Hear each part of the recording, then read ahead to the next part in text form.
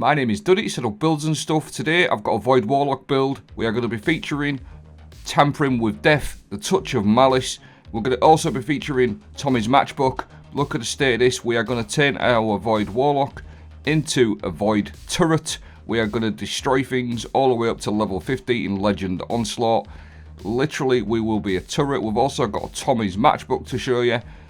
And guys, honestly, hear me out. This is the most disgusting build I've used for Legend Onslaught. We are literally just going to clear ads left, right and centre all the way up to level 50 Onslaught Legend.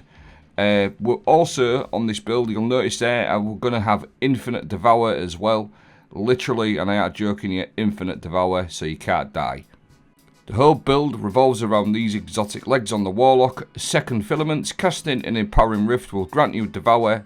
Damage dealt by you and your allies within your Empowering Rift. Disrupt combatants. Overload, so it gives all of your weapons and your teammates' weapons overload.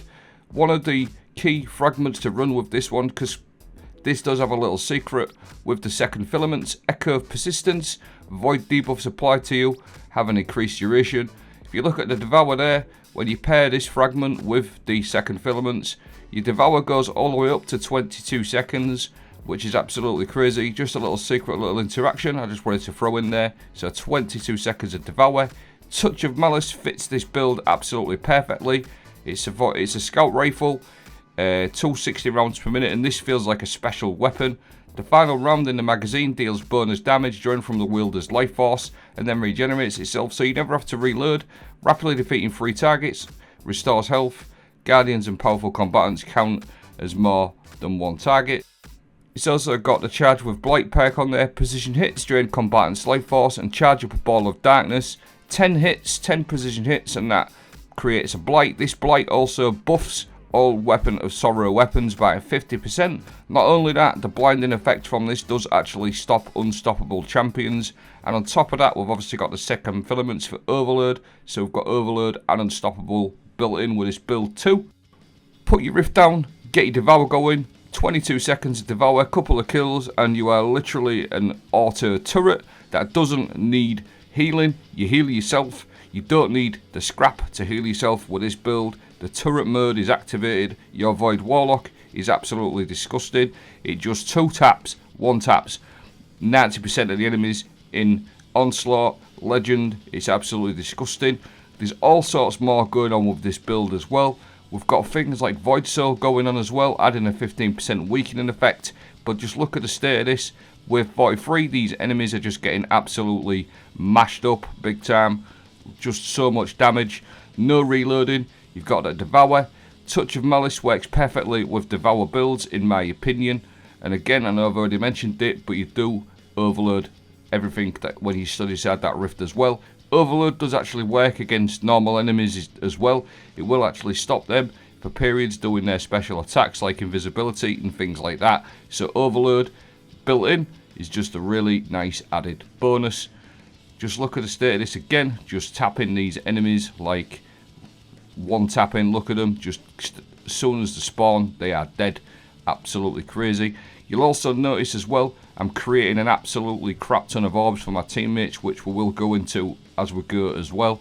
But just to clarify, turret, Devour infinitely, loads of damage with a Touch of Malice. It does actually feel like a special weapon, and it's just absolutely disgusting.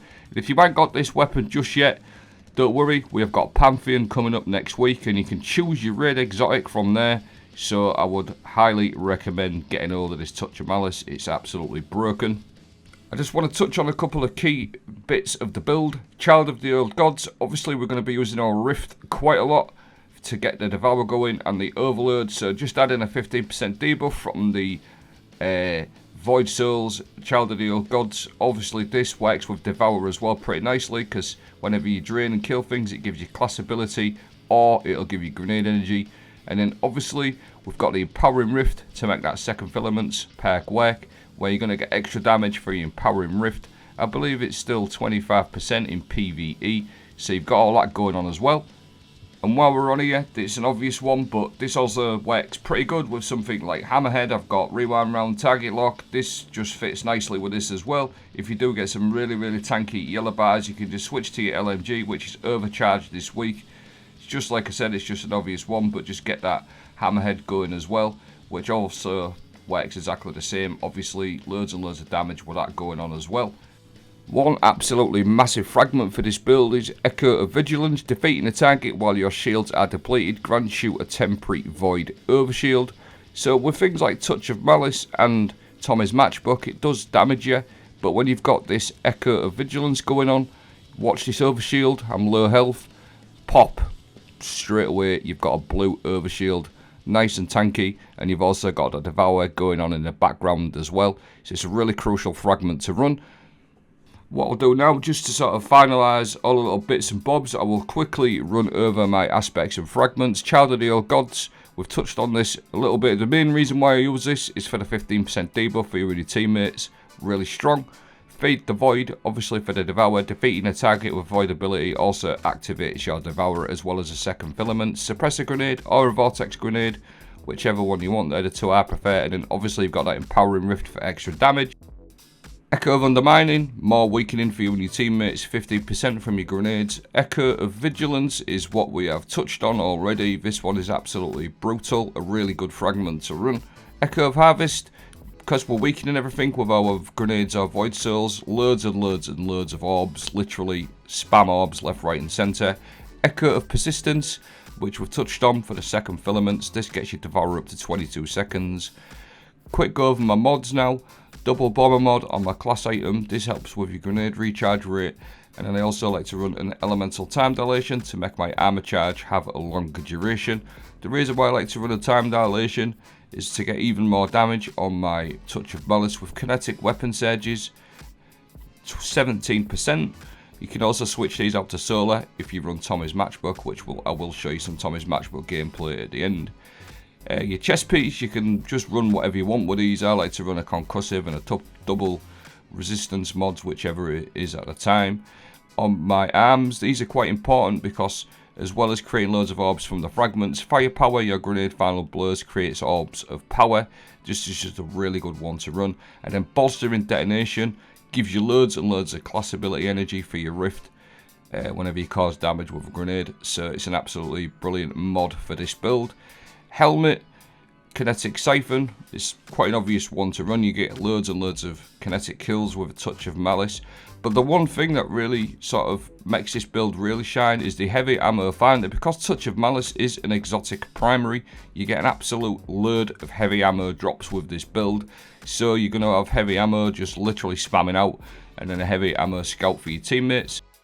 Now, Tommy's Matchbook is a decent replacement for Touch of Malice if you don't have Touch of Malice just yet.